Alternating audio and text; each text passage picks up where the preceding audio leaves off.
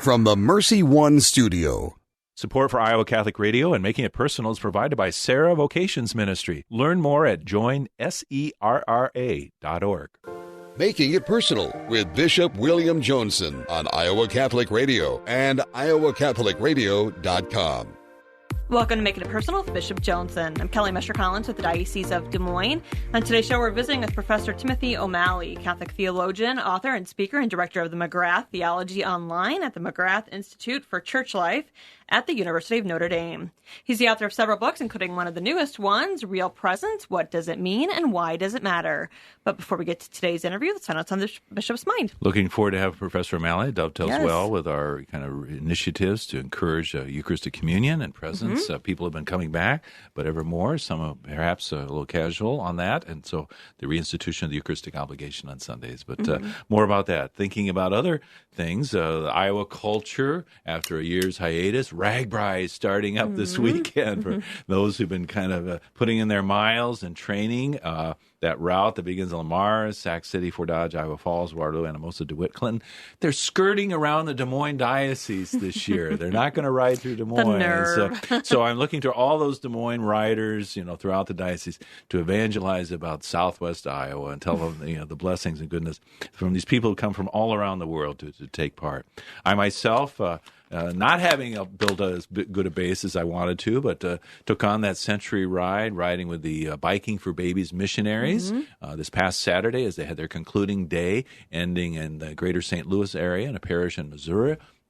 Joined up with them in Springfield, Illinois, and made that century ride last Saturday. So Jimmy Becker and company got me going. This was the group that had come for a week-long ride from Green Bay, but other rides from Columbus, Ohio, Holly, Colorado, and Natchez, Mississippi. And so those who maybe want to continue to support the pro-life cause, the local ride on August 7th supporting Intervision's clinic here in Des Moines. A little bit more approachable and manageable, 25 plus or minus miles, but truly worthy and kind of shining a light. And so on pregnancy resource centers and the good work that Intervisions does so much. And so, had a little time away, Kelly, this past week. Kind of maybe a busman's holiday a little bit, but celebrating some memorial masses for some beloved people and for my former pastors in Northeast Iowa. Remembering Monsignor John McLean, Father Joseph Hauer at Resurrection Parish. So many people turned out for that event. And then a former English professor at Loras College, Bill Pauley, we had the memorial mass for him. So I think what Professor O'Malley talks about, that even after people pass, and sometimes that unfinished business that we have, the way in which death permits a kind of hospitality. It's a concluding point that we may not get to talk about in his book, but that this union that we have, that we continue to be good for others, and our participation in the Mass is one of the ways. And so we continue to look for that, to celebrate in this remarkable way. And so then also a chance to visit with former directee of mine, Sister Mary Alicia Glady, a sister of Alma, Michigan, Mercy's sister. It's her transition from ministry in Colorado to Tulsa, Oklahoma. So just points of personal connection for me that kind of fill the soul. And isn't that what summer is to be about, to have those moments where we can maybe when in our busyness of our routine to fill that up. Kelly, for you, any downtime or any further refreshment or things that kind of just, are you counting the days until the school year starts because you're going to be resuming? Yes, well, I'm just trying to get some yard work done. I was very motivated at first. I'm petering out. I'm ready to be done. And so Jason, it's up to you now, right? Yes, I'm handing the torch to him. Yes. Yeah. And the Olympics underway, right, too. I'm very excited about that. Yeah, although no spectators, but right, we've got some Iowans, Carissa Schweitzer, track and field. That was very exciting. We had hoped to have her, but when she did qualify, we knew we better just have to wait again. We were thinking about her at the time of the Drake Relays. That's right. But, tremendous, and so we'll look to those performances and how these athletes, stronger, faster, higher, but they stretch our sense of what's humanly possible on the natural level. Just as our faith stretches us, what's humanly possible, so that we sink into a kind of mediocrity, that just thinking, I'm only human. No, Jesus, who deigns to come to us, who consumes us in the Eucharist, transforms us. We are the ones who are taken up. When I eat a hamburger, I change it into me. When I eat the Eucharist, Christ changes us into himself. And so that great gift that is there. All right, we're going to take a quick break, and when we return, we'll welcome Professor Timothy O'Malley, Catholic theologian and author of the book, Real Presence, What Does It Mean and Why Does It Matter? Thank you, Big Red Q Quick Print, for underwriting the Sports Report. Family owned and operated since 1980, Big Red Q Quick Print is a full-service print shop ready to help you with all your printing needs with speed and accuracy. Forms, manuals, brochures, letterhead, envelopes, business cards, custom invitations, design, and bindery. Big Red Q Quick Print, located across from Merle Hay Mall. Online at bigredq-desmoines.com. Big Red Q Quick Print. We make printing easy.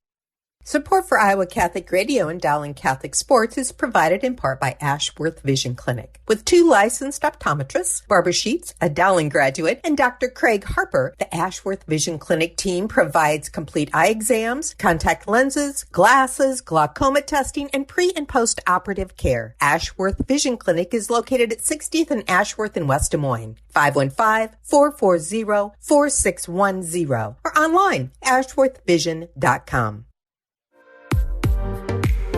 Welcome back. You're listening to Making It Personal with Bishop Joensen. On today's show, we're visiting with Professor Timothy O'Malley, Catholic theologian, author, speaker, and director of the McGrath Theology Online at the McGrath Institute for Church Life at the University of Notre Dame. He's the author of several books, including the one we'll be visiting with him about today, Real Presence, What Does It Mean and Why Does It Matter? Good morning, Professor O'Malley. This is Bishop Joensen. Thanks for being with us. And I think, to reflect on your book and all that you have in a very compact way, you really expose so many things. And we think it's very timely not only on the international level of the church and the pandemic, the initiative of the U.S. bishops for Eucharistic revival. That's something that's going to be unfolding.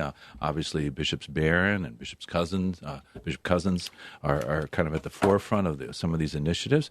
But even in our Diocese of Des Moines, this coming weekend, the 17th Sunday of Ordinary Time, as we move into the John 6 Eucharistic discourse, we have the feeding of the multitude at first, and then the successive weeks, we're lifting the dispensation. So again, the Sunday obligation is in effect for all Catholics. That's not something that we want people on a kind of a timorous fear on a fear of sin or punishment, but the attraction of the Eucharist. And I think the more that we truly understand what is the heart of this mystery, what is God presenting to us in himself, and how we try to wrap words around that, but the church's long tradition. I think you really trip through so much in what you're about. So thank you for being with us.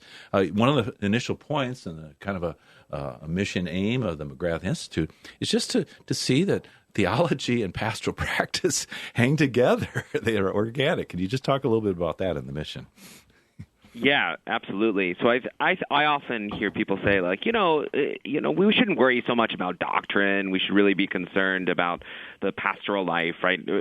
And I think that this creates, for us, an unnecessary dichotomy, right? I mean, doctrine is just a translation of doctrina, which means teaching. And in the same way that I teach my son certain things about, how to flourish as a human being, I think that the doctrines of the Church propose something to us about what it means to be Christian, what it means to flourish as human beings. And I think the Eucharistic doctrines, in particular, for me, are not abstractions. They're not something so absolutely complicated that you need, like yourself, a doctorate in philosophy to understand them, but that they actually do propose something really important about Catholic life and Christian life as a whole. Indeed. And that, any kind of, supposed divorce in the academy or kind of condescension by those who, have been well-formed and had the opportunity for advanced education.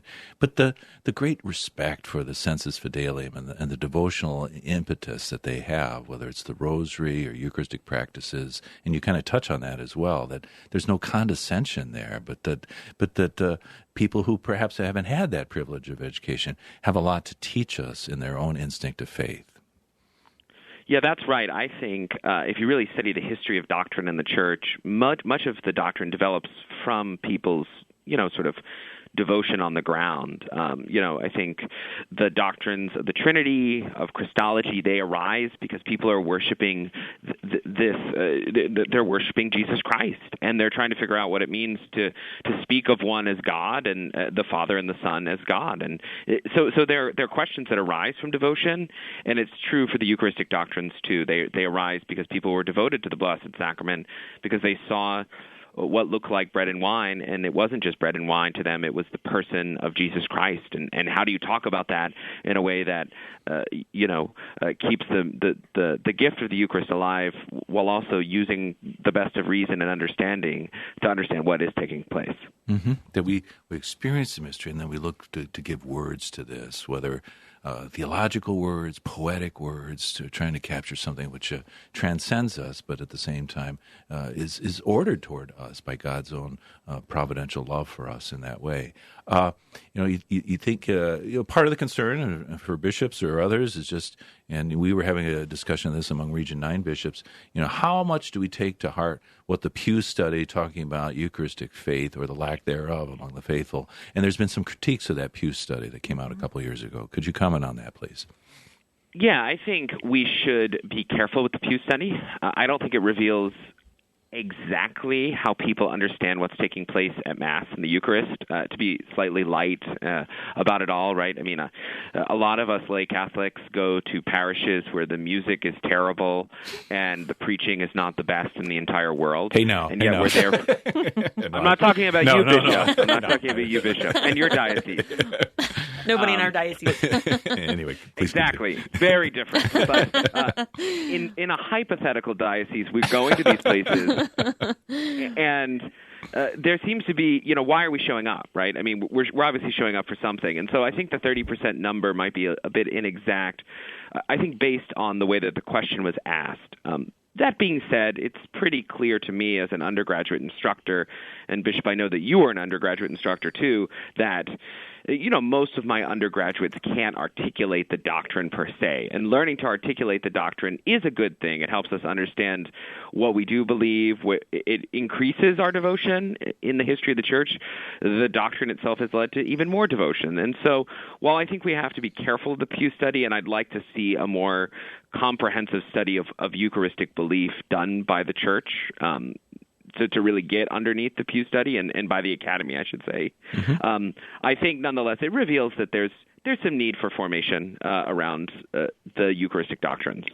Amen. And I think that's what we all need to be about. And I think not just our young people, but our families, our parents, and different generations to come to that. And that's something I think, all dioceses are about. We certainly are in the Diocese of Des Moines, many of our initiatives, but also just the chance to give witness, our My Why videos, mm-hmm. That we have these little clips of different people. Why do I go to Mass? Mm-hmm. Why am I all about this? You do move briskly, but with great precision and everything else through so many things. But, you talk about young people. For many of them, they might be attracted to social justice, to doing works of charity and service. That's kind of in their DNA, if you will. But you make the case that, our Eucharistic practice and presence should naturally carry over to justice and charity. Is that an organic connection? Yeah, I've never really understood the disconnect that has too often happened in the Church between especially those who, for example, engage in practices of Eucharistic adoration and those who are committed to concrete acts of solidarity in the world. I think Pope Benedict XVI said it best in his Sacrament of Love, or in God is Love, rather, that, a Eucharist that does not result in the concrete practice of love is intrinsically fragmented. And so the more that we recognize that dwelling in our midst in what is really the poorest form of what looks like bread as one can imagine, actually sort of trains our sight to look beyond what is visible to the invisible, to begin to recognize the presence of Christ in our midst and the hungry and the thirsty. I think St. John Henry Newman, who was rediscovering the gift of Eucharistic presence in all of his Anglican sermons, speaks so well of the hidden presence of Christ in the Blessed Sacrament and the hidden presence of Christ in the hungry and the thirsty in those concrete acts of love. So to me, they go intrinsically together. And if a parish, for example, adores the Blessed Sacrament beautifully, but doesn't live out this concrete solidarity, then there has to be a change of culture there. And it goes the other way around. For example, if there's a parish that's really committed to the works of justice, but forget that, part of why we're committed to justice is because we receive a love beyond all telling, then I think to sort of cultivate that is necessary too, so that we don't have to separate the two. And I think particularly young people are attracted to a world where we don't. Mm-hmm. Indeed, they want the whole grain Eucharist and all that it embodies, and all that we are to be about as we are consumed by it, as you continually accent as a primary claim that you're making, that we are the ones drawing from some of the church fathers as well. And how this also is kind of exhibited in, when we say Eucharist, the word kind of indicating thanksgiving, are we talking more about a verb or a noun, the action of offering, to celebrate the Eucharist, or the noun of the person who is present and is available to us in adoration and other ways. But both of those aspects are manifested. Yeah, I think it's a huge thing. My students still struggle with this. I think as much as I love the real presence of the Eucharist, and I think I really came to a more deep appreciation of Eucharistic presence during the pandemic myself, right, as I was sort of cut off a bit from this presence in a particular kind of way. Nonetheless, the sort of the Eucharistic act, the sacrifice of love that is the Eucharist, that is a verb, right? It's the offering of every dimension of our lives back to the Father, right? I mean, I go to Mass every week, of course, to receive this presence, but it's everything, right? It's my presence and my sacrifice of love that I'm offering there as I'm before the altar, even when I can't always pay attention because my children are sort of pulling on me or dragging me to the back. This is part of the Eucharistic sacrifice for me as a dad, as a layman.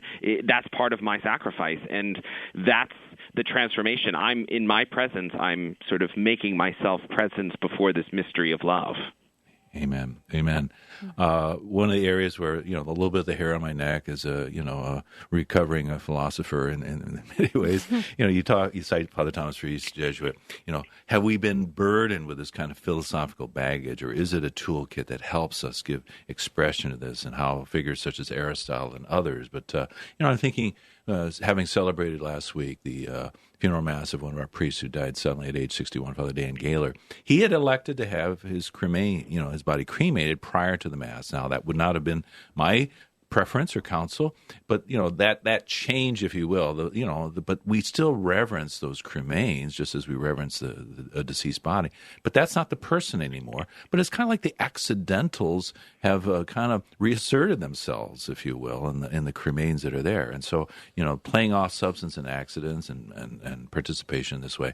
I was giving a presentation trying to invite people to consider joining our Catechetical Institute, and someone kind of approached me afterwards with a kind of a chip on his shoulder.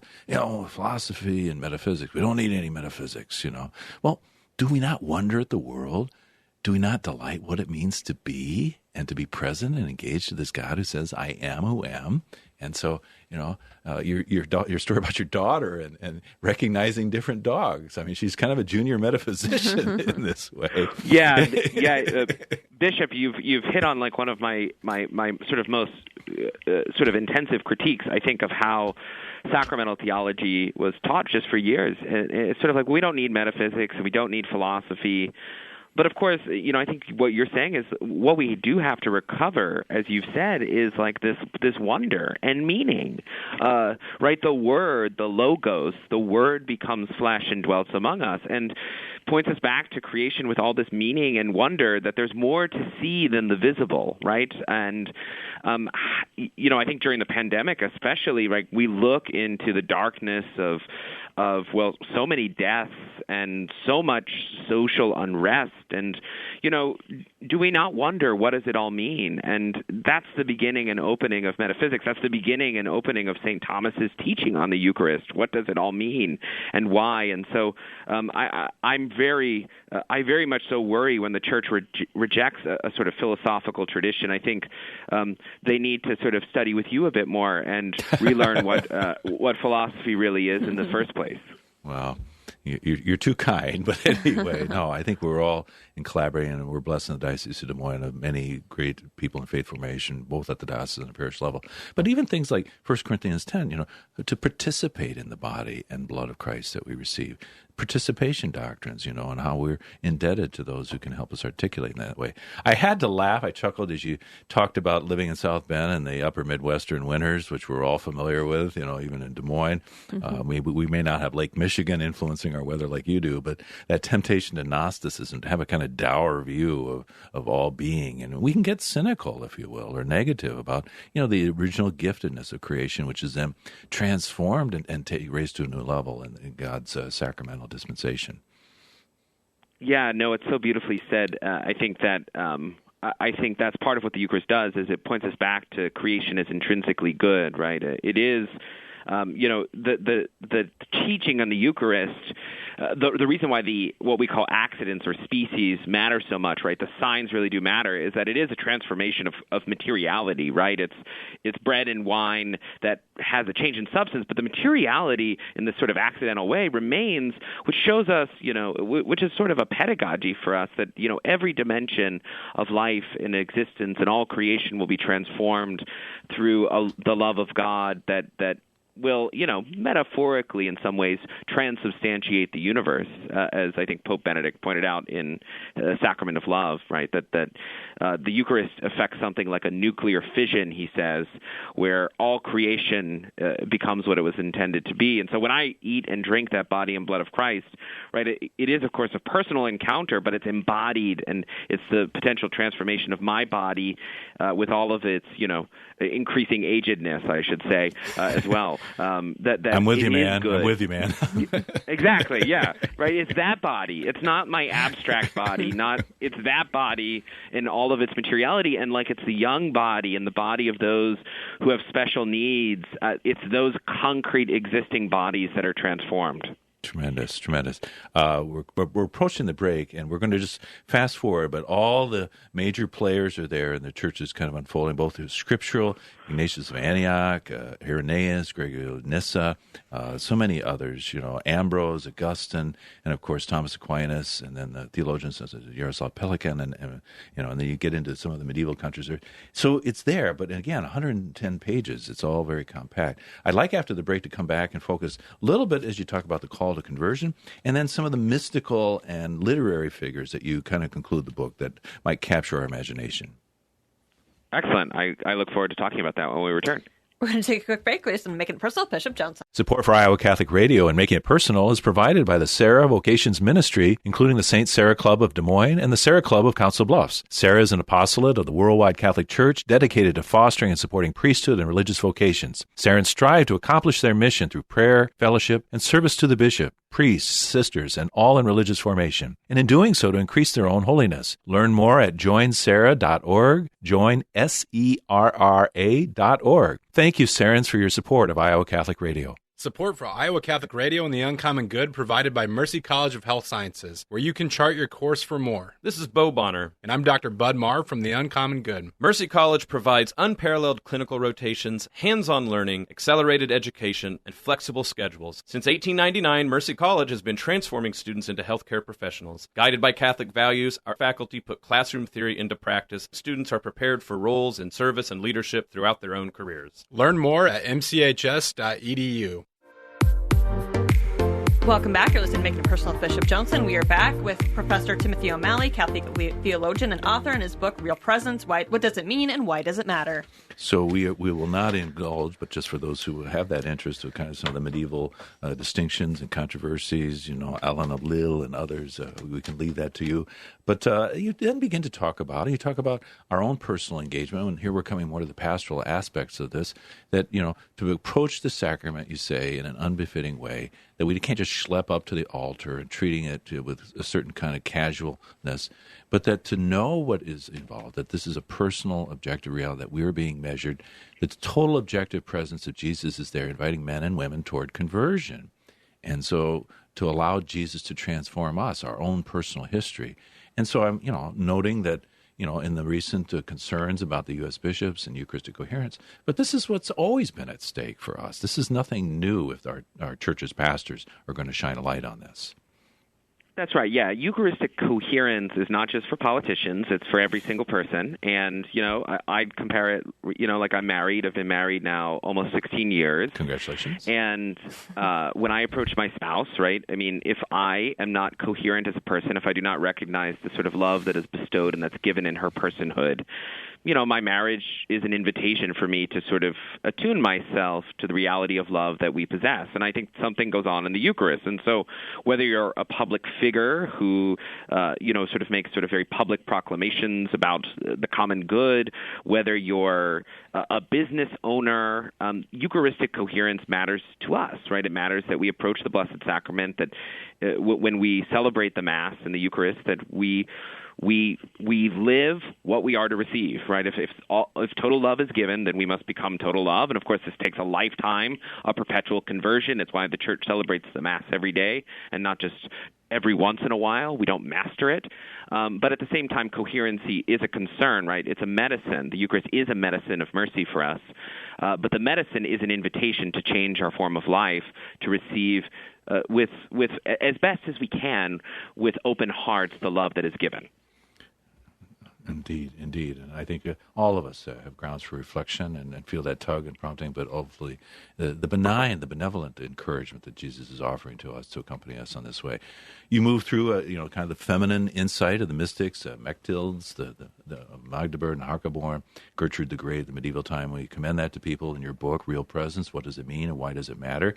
But then you end on a more literary note as well, and figures such as Flannery O'Connor, Simone Weil, Dorothy Day, famous for the Catholic worker movement as well. We don't have time to engage all of them, but Flannery O'Connor, that literary person, and she did spend time at the Writers' Workshop at the University of Iowa. Obviously died too young of lupus. But you cite her story, The Temple of the Holy Ghost. Could you just comment on that? Kind of whetting people's appetite as they might want to explore and get your book on their favorite booksellers' website.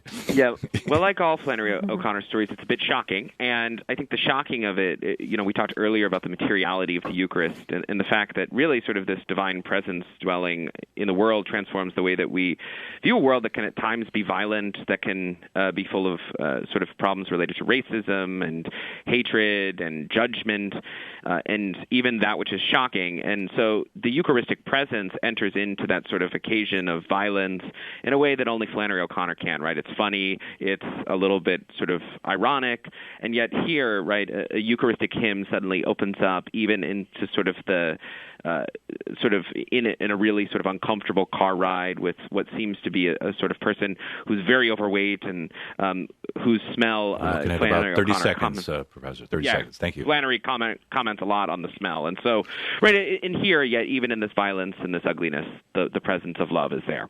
Indeed. And, you talk about, at earlier point, sacramental synesthesia, the associations that we make, but how that's transformed for the protagonist of that short story as well. So, and the sad irony that there are those who are accusing Flannery O'Connor of a kind of a subtle racism where she's puncturing the balloon of racism in her attitudes and peeling away those levels with a Eucharistic inspiration. Thank you so much, Professor O'Malley, for spending time with us. The book, Real Presence, What Does It Mean and What Does It Matter? Why does it matter? May your work and ministry continue to flourish. Thanks so much, Bishop. This has been another edition of Making It Personal with Bishop Joensen. Thank you to our guests and all of our listeners. You can hear Making It Personal with Bishop William Joensen every week on Iowa Catholic Radio and iowacatholicradio.com. Support for Iowa Catholic Radio and Making It Personal is provided by Sarah Vocations Ministry. Learn more at joinserra.org.